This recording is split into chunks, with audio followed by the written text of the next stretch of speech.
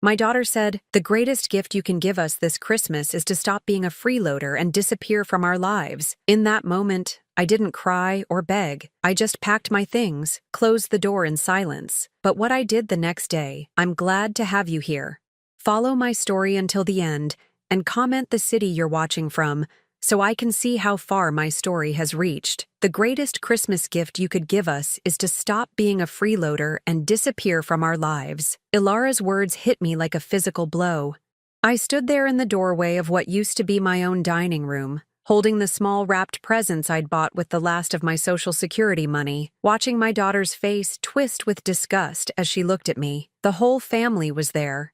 My son-in-law Marcus sat at the head of the table where my late husband used to sit, not even bothering to look up from his prime rib.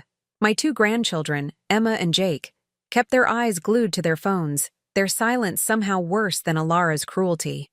Even my sister Dorothy, who I'd driven 3 hours to pick up for dinner, just stared at her plate. "Ilara, please," I whispered, my voice barely audible over the sudden ringing in my ears. "It's Christmas," she laughed, a sound that used to fill me with joy when she was little. Now it felt like broken glass in my chest. "Christmas? You mean the holiday where you show up empty-handed expecting us to feed you and entertain you like you're some kind of guest, instead of the burden you've become?" I looked around the room desperately, searching for one sympathetic face. Emma, my 17-year-old granddaughter, glanced up briefly, but when her mother shot her a warning look, she quickly returned to her phone. Jake didn't even acknowledge my presence. "I brought gifts," I said weakly, holding up the small bag. The presents inside suddenly felt pathetic. A handmade scarf for Ilara, a book for Marcus, small things I'd crafted or found at thrift stores because my monthly check barely covered rent and groceries. "Oh, more junk from the dollar store," Marcus finally spoke, his voice dripping with disdain. "Just what we need to clutter up the house." Ilara stood up, her designer dress probably costing more than I spent on food in 2 months. "Mom, look around. This house, this life we've built, we did it without you. We don't need your charity gifts, and we certainly don't need you treating our home like your personal restaurant." The room spun slightly. I gripped the door frame to steady myself. "This was my house, Ilara.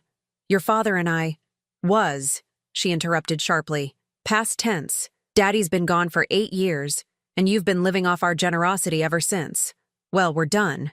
Marcus and I are trying to build something here, and frankly, having a dependent mother hanging around all the time is embarrassing." Each word was carefully chosen to wound. I could see it in her eyes, the satisfaction she took in finally saying what she'd apparently been thinking for years. When had my little girl, the one who used to crawl into my bed during thunderstorms, become this cold stranger? "I helped raise your children," I said, my voice starting to shake. "When you went back to work, who watched Emma and Jake?" "You didn't have anywhere else to go," Marcus interjected. "Don't act like you were doing us favors. You needed a place to live." Dorothy finally looked up. "Maybe we should all just calm down." "No," Ilara cut her off. "I'm tired of pretending. Mom, you've been a weight around our necks for years. You don't contribute anything except guilt and obligations. Your own sister doesn't even want to deal with you anymore, do you, Aunt Dorothy?" I turned to Dorothy, my heart breaking as she avoided my eyes. We'd been close once, before her husband got that promotion, and they moved to the suburbs, before I became the poor sister who needed help. "I think," Dorothy said carefully, "maybe some space would be good for everyone."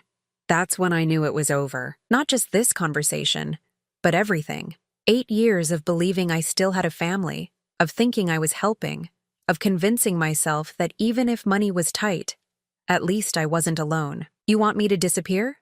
I asked, my voice steadying as something cold settled in my chest. "Fine." I turned toward the guest room where I'd been staying for the past 3 months, since my landlord raised the rent and I couldn't afford the apartment anymore. My hands shook as I pulled out the old suitcase, the same one I'd used when David and I went on our honeymoon 42 years ago. Behind me, I could hear them resuming their dinner conversation as if nothing had happened. Marcus talking about some business deal, Emma asking if she could spend New Year's with friends, normal family chatter that no longer included me. I folded my few belongings carefully. 3 dresses, 2 pairs of shoes, some underwear and sweaters, the photos of Ilara as a baby, her first steps, First day of school. Should I take them? Did they even matter anymore when the child in those pictures had grown up to hate me? Grandma? I turned to find Jake standing in the doorway. At 15, he was already taller than his father, with David's gentle eyes. For a moment, hope flickered in my chest. "Are you really leaving?" he asked quietly. I nodded, not trusting my voice. He hesitated, glancing back toward the dining room where we could hear his parents' voices. "I'm sorry," he whispered, then quickly disappeared. That small kindness almost broke me. Almost. But something inside me had shifted during Alara's speech. A clarity I hadn't felt in years was settling over me, cold and sharp as winter air. I zipped up the suitcase and walked back through the living room. They were all still at the table, picking at their dessert now. Beautiful people in a beautiful house, playing at being a beautiful family. "I'll be out of your way," I said calmly. Alara looked up, perhaps expecting tears or begging. When she saw neither, something flickered across her face. Surprise? Disappointment? "Good," she said, but her voice sounded less certain now. I set my key on the coffee table, the same table where Alara used to do her homework while I made dinner in the kitchen that was no longer mine, where she'd planned her wedding while I listened and offered suggestions that were politely ignored. "Goodbye," I said simply. And then I walked out into the December cold, closing the door quietly behind me. No slamming, no dramatic exit. Just a soft click that seemed to echo through my chest. As I loaded my suitcase into my 20-year-old Honda, I could see them through the dining room window. They'd already returned to their meal, their laughter carrying across the yard like mockery. I sat in my car for a moment, engine running, warm air starting to clear the fog from my windshield. 8 years of this. 8 years of believing I was family when I was really just a burden they'd finally decided to shed. But as I pulled away from the house where I'd once been welcome, where I'd once belonged, I felt something unexpected. Not just pain or rejection, relief. Whatever came next, wherever I went, I wouldn't have to pretend anymore that I was wanted where I wasn't. I wouldn't have to smile through another dinner where my presence was tolerated rather than cherished. For the first time in years, I was free to stop trying to earn love that would never come. I had no idea then what I would discover in the morning. What I would learn about my daughter, about myself, about the true cost of family loyalty. But driving through the dark streets with nowhere to go, I felt something stirring inside me that had been dormant for too long. My own voice, my own choices, my own life. And I was just beginning to understand how much of it I'd given away. The motel room smelled like industrial disinfectant and old cigarettes. I sat on the edge of the bed, still wearing my Christmas dress, staring at my phone.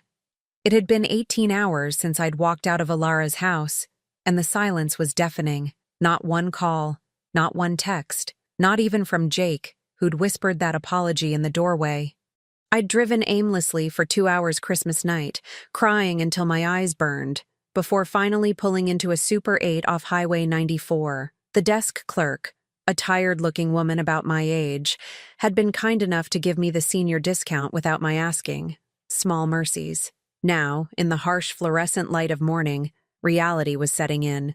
I had $847 in my checking account. My next Social Security payment wasn't due for 2 weeks. I needed to find somewhere to live, fast. I picked up my phone and scrolled through my contacts. The list was smaller than I'd realized.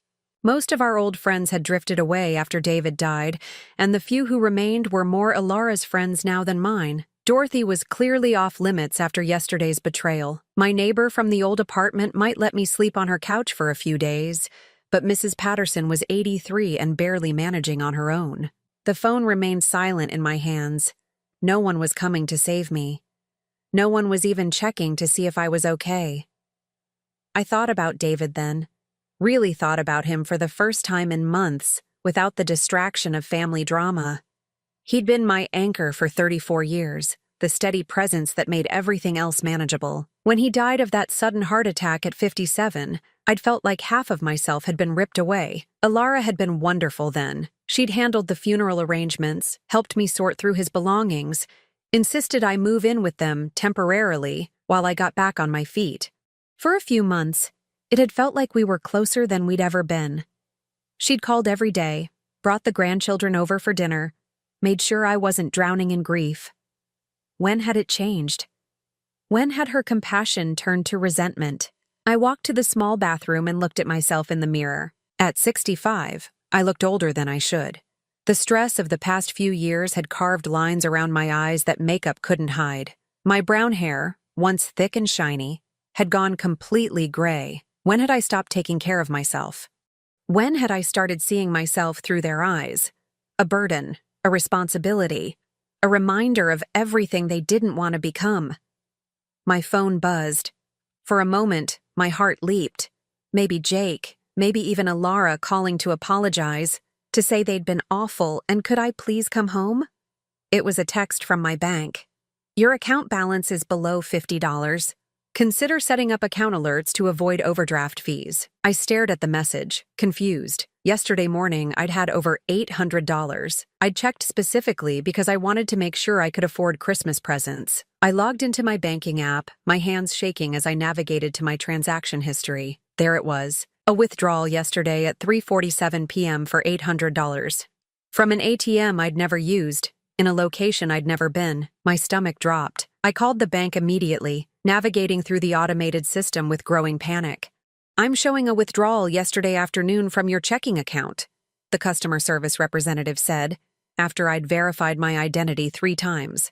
Did you authorize this transaction? No, I said, my voice barely above a whisper. I was at my daughter's house all day. I never made that withdrawal. I see.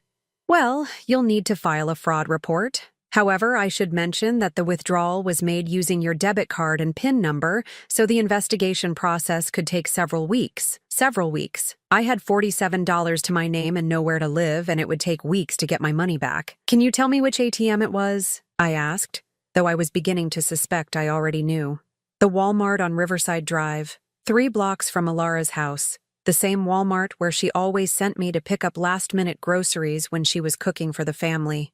The same Walmart where she'd been with me just last week when I'd used that exact ATM to withdraw money for Christmas shopping. When she'd stood right behind me, watching me enter my PIN, I hung up the phone and sat in the silence of that cheap motel room, pieces clicking together in my mind like a jigsaw puzzle I hadn't wanted to complete. The timing, the location, the fact that she'd kicked me out with such venom, such finality, as if she'd been planning it. My own daughter had stolen from me. And then, adding insult to injury, she'd made sure I was homeless and humiliated before I'd even discover the theft. I thought about all the times over the past few years when she'd borrowed my card to pick up groceries or run errands.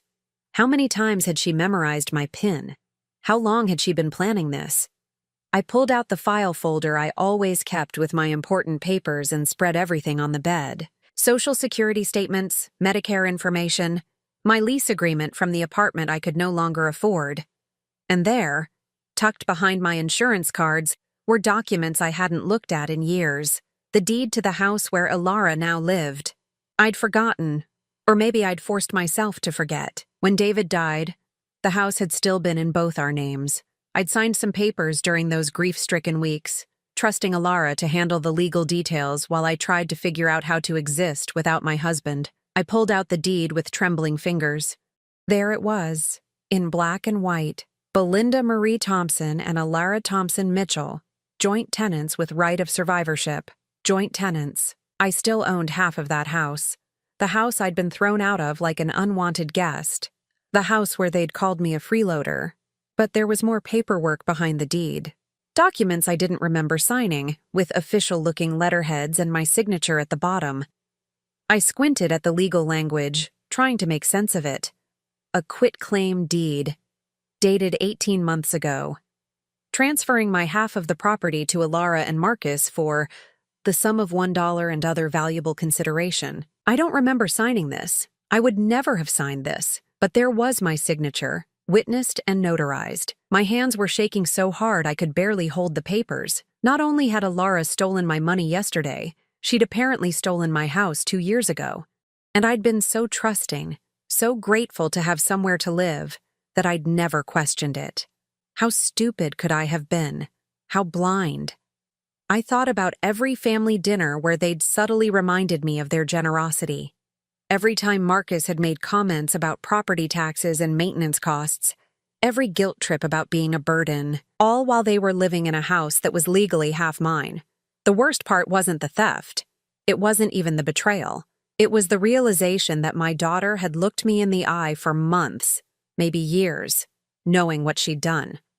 Watching me struggle with rent, watching me scrimp and save, watching me feel grateful for their scraps of affection. And she'd felt nothing. No guilt, no remorse, just annoyance that I wasn't grateful enough for my own stolen property. I picked up my phone and started to dial Alara's number, then stopped. What would I say? What could I say that would penetrate the wall of selfishness she'd built around herself? Instead, I opened my laptop, the one gift David had insisted on buying me before he died, saying I needed to stay connected to the world. I'd barely used it except to play solitaire and check my email, but now I had a purpose. I Googled elder financial abuse attorney and started making a list of phone numbers. If Alara wanted me to disappear from her life, she was about to get exactly what she'd asked for. But not before I reminded her that some things, justice, consequences, the truth, don't disappear just because they're inconvenient. For the first time since Christmas dinner, I smiled. It wasn't a particularly nice smile, but it felt good on my face. My daughter had made one crucial mistake in her careful plan to get rid of me. She'd assumed I was as weak as she'd made me feel. She was about to learn otherwise. The law office smelled like expensive leather and fresh coffee. I sat across from Margaret Chen, a sharp-eyed attorney in her 50s who specialized in elder abuse cases. I'd found her name at the top of every Google search, and her reviews all mentioned one thing. She didn't lose. Mrs. Thompson, she said, reviewing the documents I'd brought. I have to ask you directly. Do you remember signing this quitclaim deed? I shook my head. I remember signing papers after my husband died, but Alara said they were for insurance and Social Security. I wasn't in a good place mentally. I trusted her to handle everything. Margaret nodded, her expression grim. That's unfortunately common. Family members often take advantage during periods of grief when people aren't thinking clearly. She pulled out a magnifying glass and examined my signature closely. This signature looks consistent with your other documents, but that doesn't mean much. If you were coerced or misled about what you were signing, it's still fraud. What about the money she stole yesterday? The ATM withdrawal is more straightforward. That's clear theft. With your testimony about her having access to your PIN and the timing right before she kicked you out, we have a strong case. Margaret leaned back in her chair. But, Mrs. Thompson, I need you to understand something. Fighting family in court is expensive and emotionally draining. Are you prepared for that? I thought about the $47 in my checking account, about sleeping in that motel room, about 18 hours of silence from people who were supposed to love me. What other choice do I have? Margaret smiled for the first time since I'd walked in. Let's start with some research. I want to pull all the public records on your house transactions. Sometimes when people get greedy, they leave a paper trail. 2 hours later, Margaret's assistant had compiled a file that made my stomach turn. The quitclaim deed was just the beginning. Your daughter didn't just take your half of the house, Margaret explained, spreading documents across her conference table. 6 months after you signed over your interest, she and her husband took out a second mortgage for $150,000. Then, 3 months after that, they refinanced the entire property for $380,000. I stared at the numbers, trying to make sense of them. But the house was only worth about $200,000 when David and I bought it. Property values have gone up, but more importantly, they've been using your house as their personal ATM. Look at this. She pointed to a loan document. They've pulled out over $500,000 in equity over the past 18 months. $500,000 from the house David and I had scrimped and saved to buy, where we'd raised our daughter, where he'd taught her to ride a bike in the driveway. Where did all that money go? I asked, though I was starting to have a horrible suspicion. Margaret flipped to another document. Marcus started a consulting business called Mitchell Strategic Solutions. According to these corporate filings, it received a $200,000 startup investment from private family sources. Want to guess where that money came from? My head was spinning. They used my house to fund his business? It gets worse. Margaret's voice was gentle but relentless. The business failed 6 months ago. They've defaulted on 2 loan payments already. Your house, the one they threw you out of, is in pre-foreclosure. The room tilted slightly. I gripped the arms of my chair, trying to process what I was hearing. They're losing the house? They're 3 months behind on payments. The bank has started foreclosure proceedings. At the current rate, they'll lose the property within 6 months unless they can come up with about $30,000 to bring the loan current. I sat in stunned silence. No wonder Alara had been so vicious, so desperate to get rid of me. It wasn't just that I was a burden. I was a witness to their failure, a reminder of what they'd stolen and squandered. There's something else, Margaret said quietly. I ran a credit check on your daughter as part of my research. She's filed for bankruptcy protection twice in the past 5 years. Both times she listed you as a dependent, claiming she was supporting you financially. The hits kept coming. She claimed I was dependent on her? For tax purposes, yes. She's been claiming you as a dependent while simultaneously taking equity out of your house. It's a pattern of financial abuse that goes back years. I thought about all those times she'd made me feel guilty for living with them, for eating their food, for being a burden.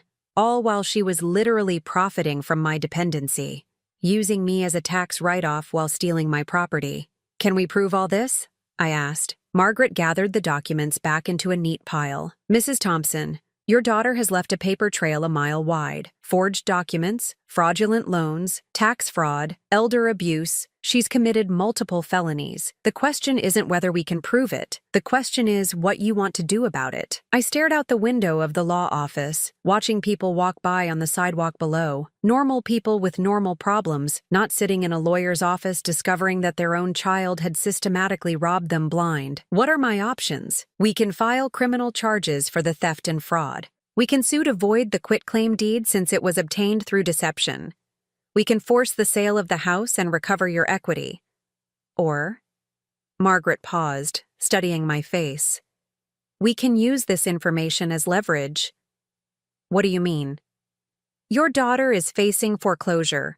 She needs money desperately, and she knows she's committed multiple crimes. Sometimes the threat of exposure is more powerful than actual prosecution. We could negotiate a settlement that gets you what you deserve without putting you through a lengthy court battle.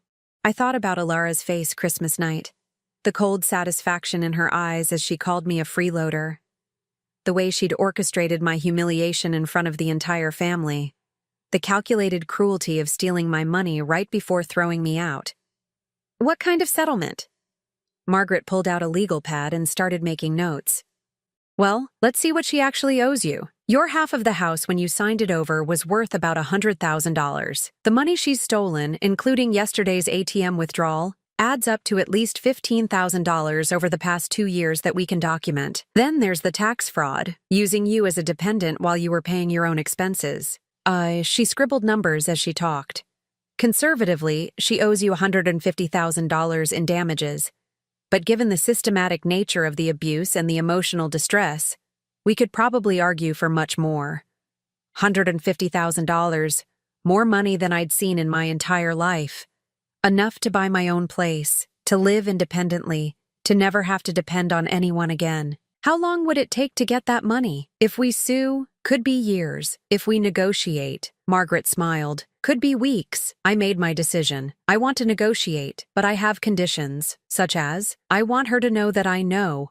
I want her to understand exactly what she did and what it's going to cost her. And I want her to have to look me in the eye when she pays me back. Margaret's smile grew wider. Mrs. Thompson, I think your daughter is about to get an education in consequences. Are you ready to be her teacher? For the first time in years, I felt truly powerful. Not powerful in the way that comes from manipulation or control, but powerful in the way that comes from truth, from justice, from finally being able to stand up for myself. More than ready, I said. As I left the law office that afternoon, I realized that Alara had made a crucial miscalculation. She'd thought that humiliating me and stealing from me would make me disappear quietly, that I'd slink away like a wounded animal and never bother her again. Instead, she'd awakened something in me that had been sleeping for far too long.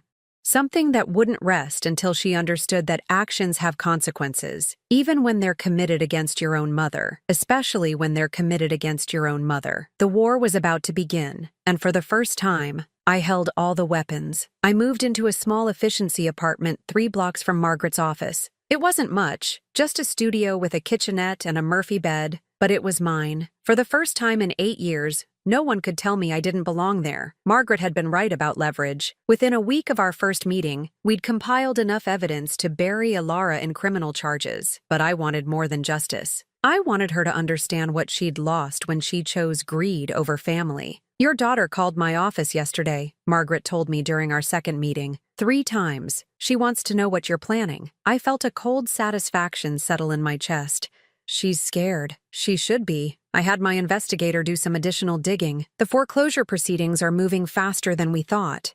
She has 6 weeks to come up with $43,000 or lose the house entirely. 6 weeks. In 6 weeks, the house where David and I had been so happy, where we'd raised our daughter, where I'd been treated like a servant and then discarded like trash, would belong to the bank. "What did you tell her when she called?"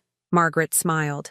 "That all communication needed to go through me, and that we were still investigating the full extent of the fraud. I may have mentioned that elder abuse cases often result in prison sentences. I'd been staying away from my old neighborhood, but that evening I found myself driving past the house. 2 cars were in the driveway, Alara's BMW and Marcus's truck. The Christmas lights were still up, twinkling cheerfully in the January cold, a perfect facade hiding the desperation within. I parked across the street and watched. Through the living room window, I could see figures moving around. It looked like they were having some kind of family meeting, probably trying to figure out how to solve their money problems without admitting what they'd done. My phone buzzed. A text from an unknown number. "Mom, this is Jake. Can we talk? I'm worried about you." My heart clenched. My grandson, the only one who'd shown me any kindness that horrible night. I stared at the message for a long time before responding. "I'm okay, sweetheart. Are you? Can I see you? I don't want Mom to know. Something's going on and they won't tell me and Emma what's happening." I thought about Margaret's warnings about not communicating directly with the family during negotiations. But Jake was a child, caught in the middle of his parents' crimes. He deserved to know that someone still cared about him. "Meet me at the Starbucks on 5th Street tomorrow after school. Come alone." The next afternoon, I waited in a corner booth, my hands wrapped around a coffee that had long since gone cold. When Jake walked in, I barely recognized him. In just 2 weeks, he seemed to have aged years. His face was drawn, his usual easy smile nowhere to be seen. "Grandma," he said, sliding into the booth across from me. For a moment, he looked like he might cry. "I'm so sorry about what Mom said. It was horrible." I reached across the table and squeezed his hand. "You have nothing to apologize for, Jake. You didn't do anything wrong. But I didn't stand up for you either. I just sat there like a coward. You're 15 years old. It's not your job to manage the adults in your family." He looked down at the table, fidgeting with a sugar packet. "Things have been really weird since Christmas. Mom and Dad keep having these whispered conversations that stop when Emma and I walk in. And yesterday, some official-looking woman came to the house with papers. Mom was crying after she left. The foreclosure notice. They'd received the final warning. "Jake," I said carefully, "has your mom ever talked to you about money problems?" He nodded miserably. "She said Dad's business failed and they might have to sell the house. She blamed it on you somehow, said that having to support you for all these years had drained their savings. But that doesn't make sense, because you always paid for your own stuff, didn't you?" Smart boy. Too smart for his own good in a family built on lies.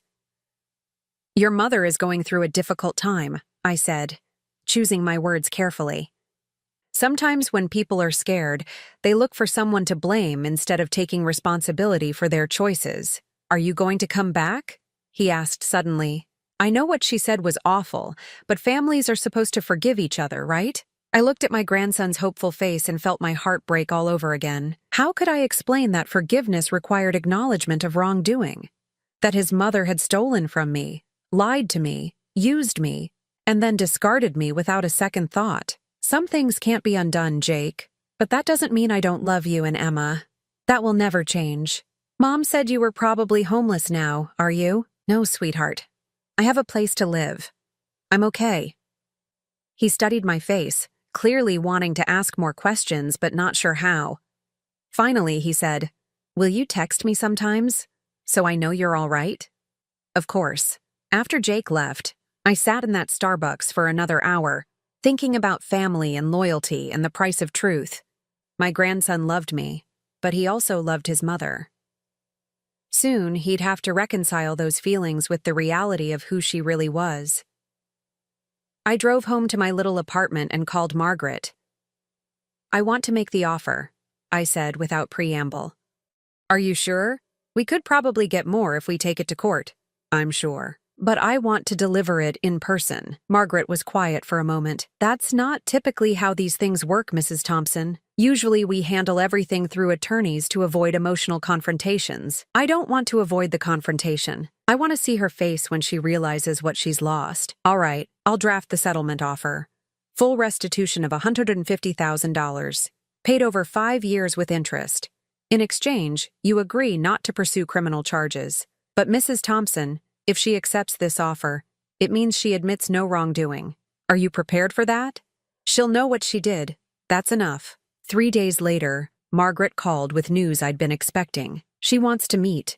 Tomorrow, 2 o'clock, at my office. She's bringing her own attorney. I hung up and looked around my small apartment. In 24 hours, this nightmare would either be over or just beginning.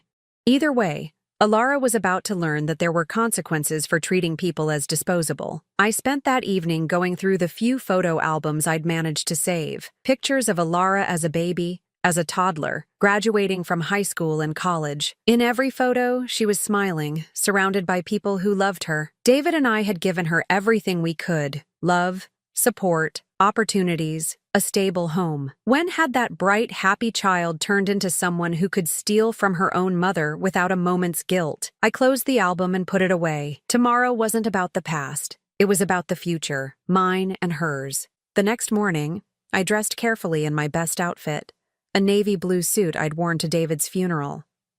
I wanted to look dignified, strong, like someone who couldn't be pushed around anymore. As I walked into Margaret's office building, I thought about all the ways this confrontation could go. Alara might cry, might apologize, might beg for forgiveness. She might also lie, deny everything, try to manipulate me one more time. But for the first time in years, it didn't matter what she did or said. I had the truth on my side, and the law behind me. She'd stolen from me, abused me, discarded me like I was nothing. Now it was time for her to pay the price, and I was going to make sure she understood exactly what that price was, and why she'd earned every penny of it. The conference room felt like a courtroom. Margaret sat to my right, a stack of evidence neatly arranged in front of her. Across the table, Alara looked smaller than I remembered, her usual confidence replaced by barely concealed panic. Her attorney, a nervous-looking man in an ill-fitting suit, kept shuffling through papers as if he could find some miracle defense in his briefcase. Marcus wasn't there. "Business meeting," Alara had explained when Margaret asked. We both knew the truth. He was too much of a coward to face what they'd done. "Mrs. Mitchell," Margaret began, her voice coolly professional, "my client is prepared to offer you a settlement agreement that would resolve this matter without criminal prosecution." Alara's eyes darted between Margaret and me. I could see her trying to read my expression, looking for some sign of the weak, grateful woman she'd bullied for years. She wasn't going to find her. "What kind of settlement?" Alara's lawyer asked. Margaret slid a document across the table. "Full restitution of $150,000 for the fraudulent transfer of property and theft of funds, to be paid over 5 years at 6% interest. In exchange, Mrs. Thompson agrees not to pursue criminal charges for elder abuse, fraud, and theft." Alara's face went white as she read the terms. $150,000? That's impossible. We don't have that kind of money. "You had it when you stole it from my client," Margaret replied calmly. "The fact that you've squandered it doesn't negate your obligation to return it." "I never stole anything." Alara's voice was shrill now, the mask finally slipping. "I took care of her for years. I fed her, housed her, supported her when no one else would." I spoke for the first time since entering the room, with my own money, in my own house. Alara whirled to face me, her eyes blazing with the same fury I'd seen Christmas night. Your house? You signed it over willingly. Show her the documents, I said quietly to Margaret. Margaret opened a folder and spread out copies of the quitclaim deed, the loan documents, the corporate filings for Marcus's failed business. Your daughter obtained your signature through fraud, Mrs. Thompson. She told you these were insurance papers, then used your house as collateral for over $500,000 in loans. Alara's lawyer was reading over the papers, his face growing more grim by the minute. Alara, he whispered, you didn't tell me about any of this. It's not what it looks like, Alara said desperately. Mom was confused after Dad died. She wanted me to handle everything. She said she trusted me to make the right decisions. I trusted you, I said, my voice steady despite the pain in my chest. And you used that trust to rob me blind. Margaret pulled out another document. This is particularly interesting. Your daughter claimed you as a dependent on her tax returns for the past 3 years, receiving substantial tax benefits, while simultaneously charging you rent to live in what was legally your own house. Alara's lawyer dropped his pen. You charged your mother rent to live in her own house? It wasn't her house anymore, Alara snapped. She signed it over. And yes, she paid utilities and groceries because she was living there. That's normal. While you were claiming her as a dependent and telling the IRS you were supporting her financially, Margaret added. That's tax fraud. The room fell silent except for the sound of Alara's rapid breathing. I watched my daughter, this stranger wearing my daughter's face, as the reality of her situation finally sank in. What happens if I don't sign this? She asked finally. Margaret's smile was razor-sharp. Criminal charges. Elder abuse in the first degree carries a sentence of up to 15 years. Add in the fraud, the tax evasion, the theft. You're looking at potentially decades in prison. Alara turned to me, and for a moment, I saw a flash of the little girl she used to be, the one who would climb into my lap when she was scared. Mom, please. You know I never meant to hurt you. I was just trying to keep the family together. By stealing from me? By throwing me out of my own house? By calling me a freeloader while you were living off my property? Tears started flowing down her cheeks. Real tears this time, not the calculated ones she'd used to manipulate me for years. I was scared. Marcus's business was failing, and we were drowning in debt. I thought if I could just use the house equity to get us back on our feet, I'd pay you back everything. I never meant for it to go this far. When? I asked. When were you planning to tell me what you'd done? When were you going to pay me back? Or were you just going to let me believe I was a burden for the rest of my life? She had no answer for that because we both knew the truth. She'd never planned to tell me.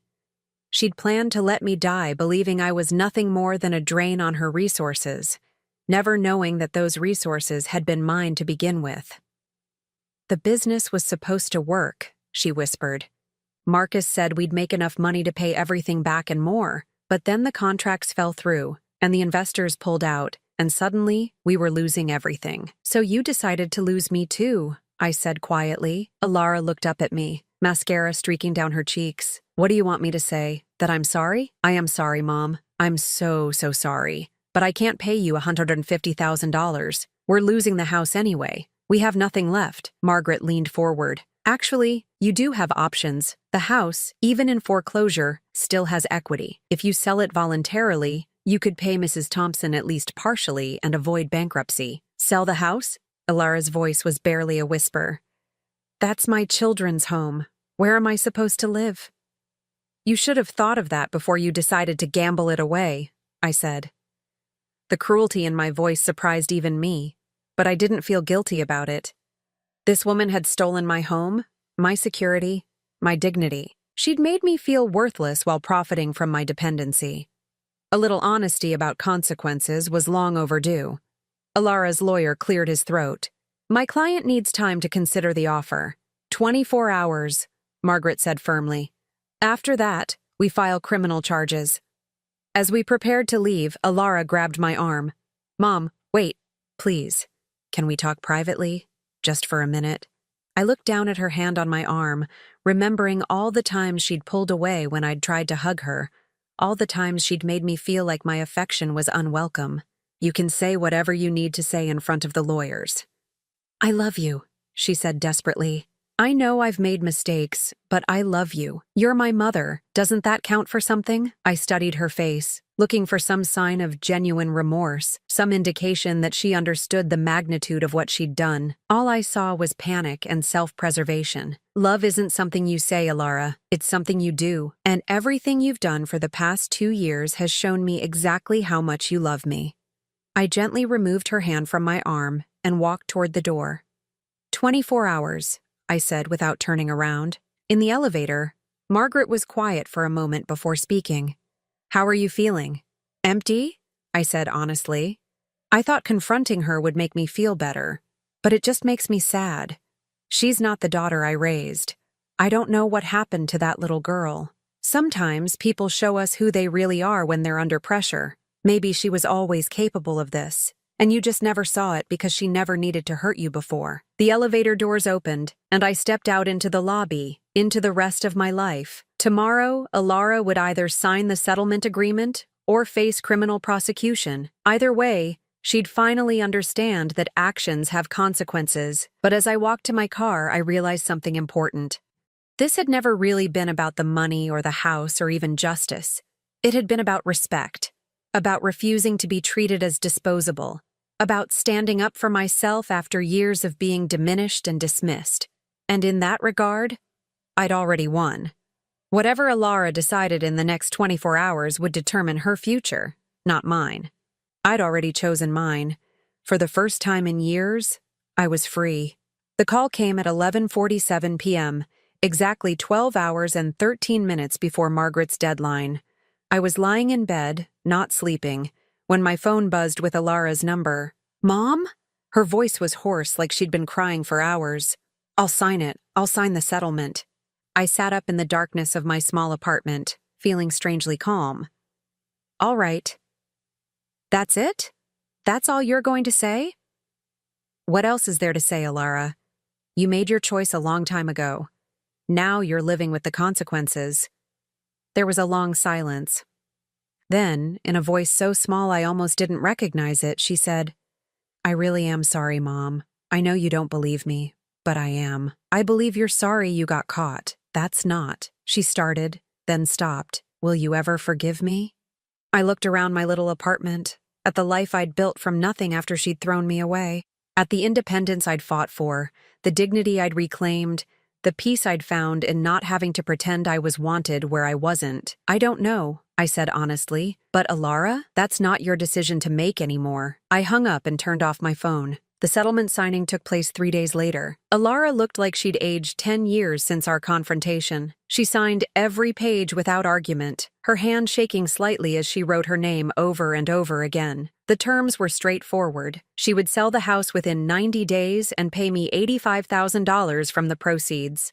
The remaining $65,000 would be paid in monthly installments of $200 for 5 years. If she missed a single payment, the full amount would become due immediately, and I could pursue criminal charges. The house will probably sell for around $320,000 in the current market, Margaret explained as we reviewed the papers. After paying off the mortgages and real estate fees, there should be enough to cover your initial payment and leave them with a small amount to relocate. Alara's lawyer had negotiated that small mercy, enough money for a security deposit on an apartment somewhere. I hadn't objected. I wasn't trying to destroy her completely, just ensure she could never hurt me again. As we prepared to leave the lawyer's office for the final time, Alara caught up with me in the hallway. Mom, I know you probably don't want to hear from me, but Jake and Emma, they miss you. They don't understand why you're not around anymore. I stopped walking. What did you tell them? That we had a disagreement about money. They don't know about all this. I couldn't explain it to them without admitting what I did. So you're still lying. I'm protecting them. They're just kids. They don't need to know their mother is a thief. I turned to face her fully. No, Alara, you're protecting yourself, just like you always have. Her face crumpled. What am I supposed to tell them when we have to move? When their friends ask why we lost our house, the truth would be a good start, but I know that's not your style. I walked away, but her voice followed me down the hallway. They love you, Mom.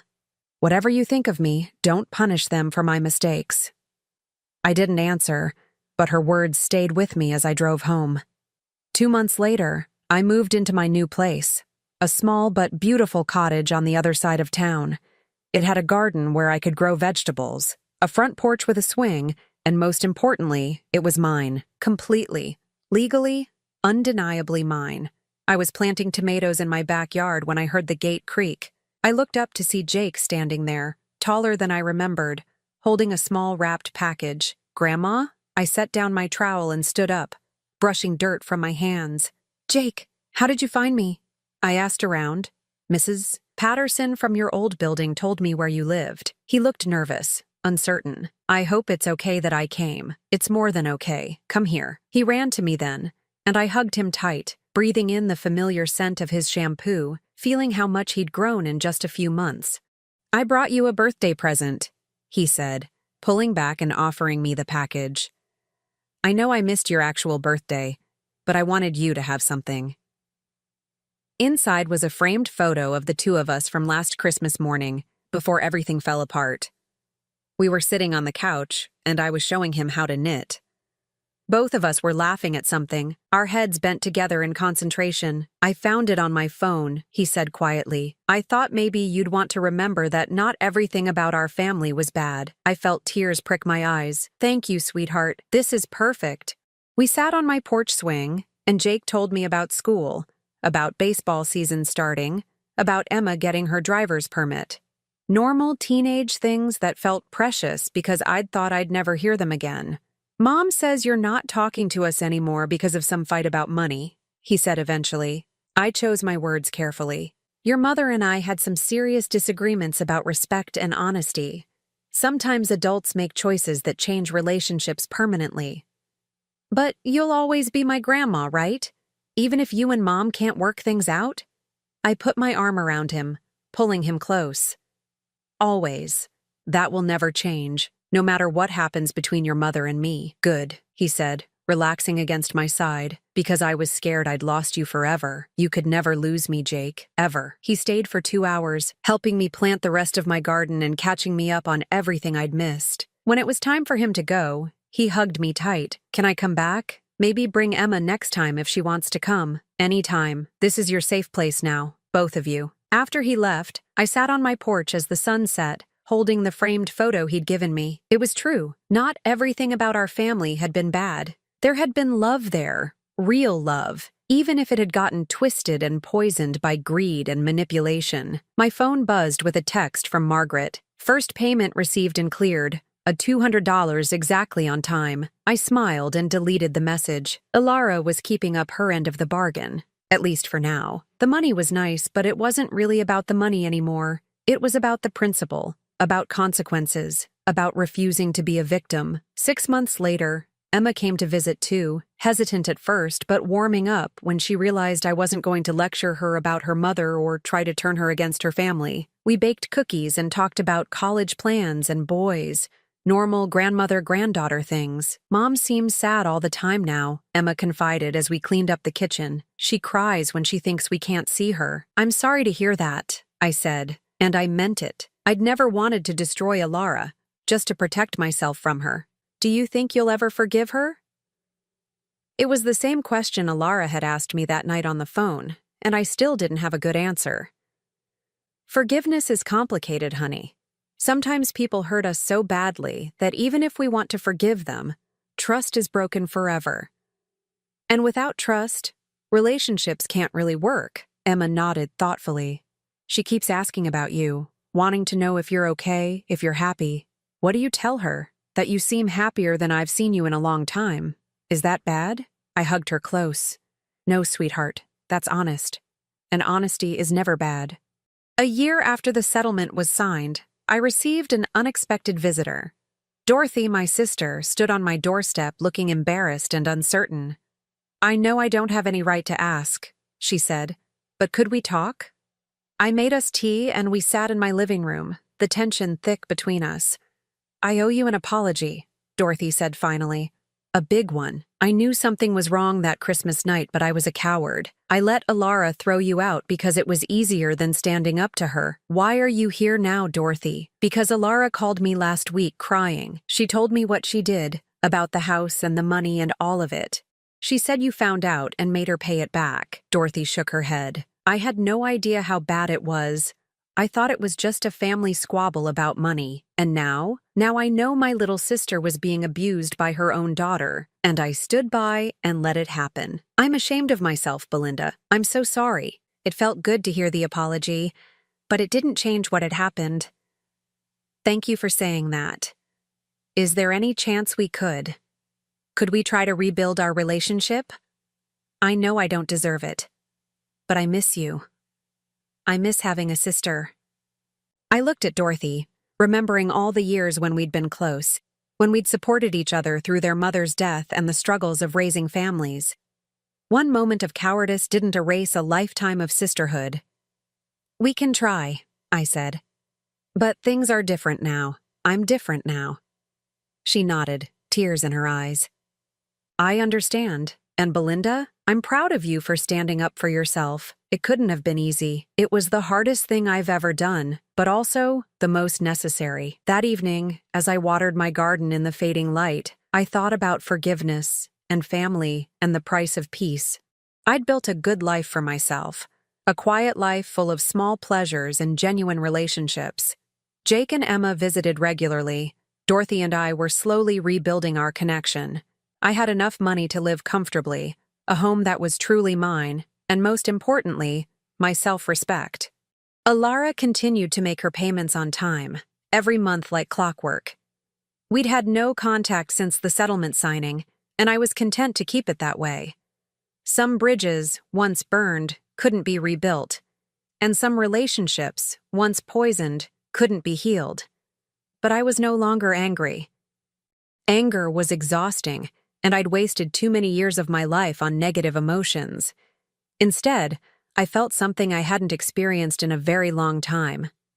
Contentment. I was free from manipulation, free from being taken for granted, free from pretending that being treated badly was better than being alone. It turned out that being alone wasn't scary at all. It was peaceful, and for the first time in my 66 years, I was exactly where I belonged. 2 years later, on my 67th birthday, I received a card in the mail with no return address. Inside, in Alara's handwriting, were just 4 words. I understand now. Sorry. I read it twice, then put it in my junk drawer and went back to tending my roses. Some apologies come too late to matter. Some relationships end not with dramatic confrontations or grand gestures, but with quiet acceptance that some things simply can't be fixed. And sometimes that's exactly as it should be. I was no longer anyone's burden, anyone's obligation, anyone's disappointment. I was just Belinda Thompson, living her life on her own terms, and that was more than enough. Now I'm curious about you who listened to my story. What would you do if you were in my place? Have you ever been through something similar? Comment below. And meanwhile, I'm leaving on the final screen 2 other stories that are channel favorites, and they will definitely surprise you. Thank you for watching until here.